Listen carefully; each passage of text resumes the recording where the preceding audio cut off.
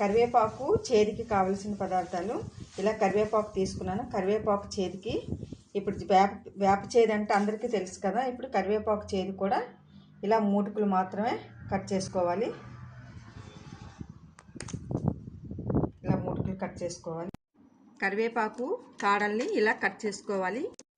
Cut చేసుకున్న కరివేపాకు మూటుకులు సాంబార్లోని చారులో కూడా వేసుకోవచ్చు. ఈ కరివేపాకుని కొలంజి అంటే ఉల్లిపాయ విత్తనాలు, కొద్దిగా ధనియాలు, 2-3 పసుపు కొమ్ములు, తుప్పు కొమ్ములు, జీలకర్ర చారులో వేసుకున్నాం కదా.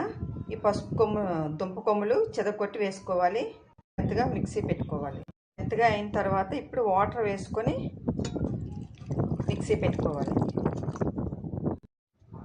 ఇలా మెత్తగా మిక్సీ పెట్టుకున్న కరివేపాకు మూటుకుల జ్యూసు రెడీ అండి.